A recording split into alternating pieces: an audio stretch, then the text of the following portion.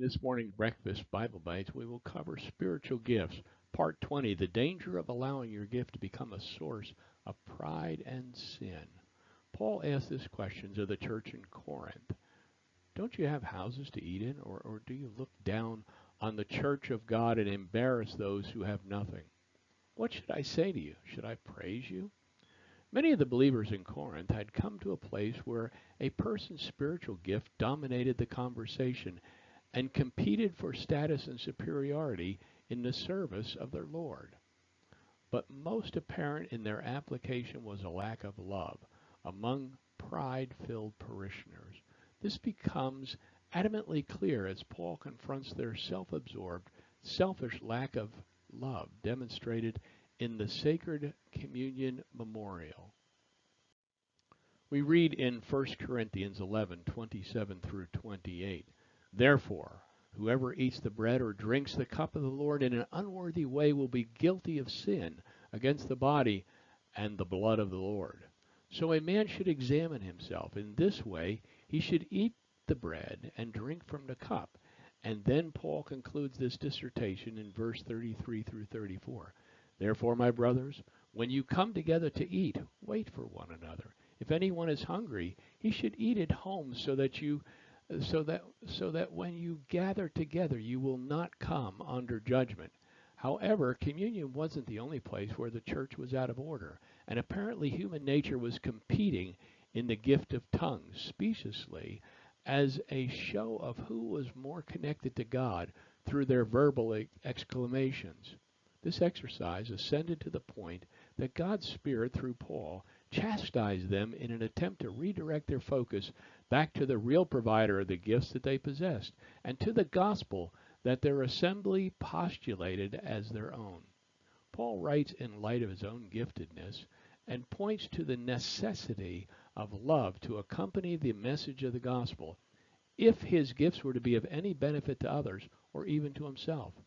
Paul grants that each gift should be exercised to its fullest possible extent, but then he takes what are considered to be the greatest gifts anyone could possess, beginning with tongues, which the Corinthians favored as a predominant definitive gift, and revealed to them that these gifts would be of limited value or of no eternal significance unless they are exercised out of a heart of love.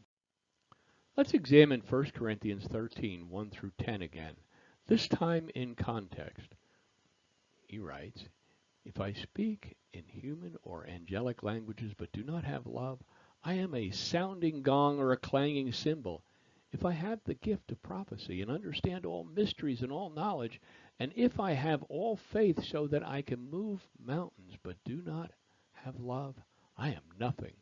And if I donate all of my goods to feed the poor, and if I give my body in order to boast but do not have love, I gain nothing.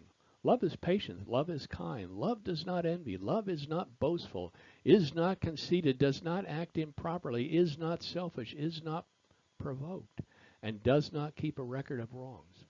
Love finds no joy in unrighteousness, but rejoices in truth. It bears all things, believes all things, hopes all things, endures all things. Love never ends. But as for prophecy, they will come to an end. As for languages, they will cease. As for knowledge, it will come to an end.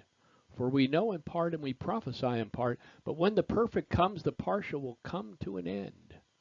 God's Spirit uses the hyperbole of vocally moving mountains by our faith to illustrate the incompetence of faith apart from being exercised with love. Keep in mind that without faith, it is impossible to please God.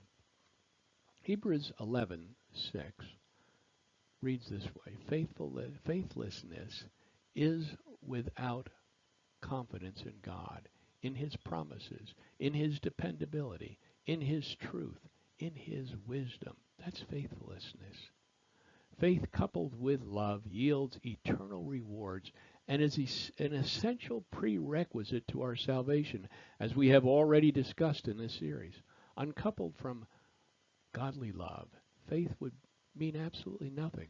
Here is what we must remember when we exercise the gifts that we have been given.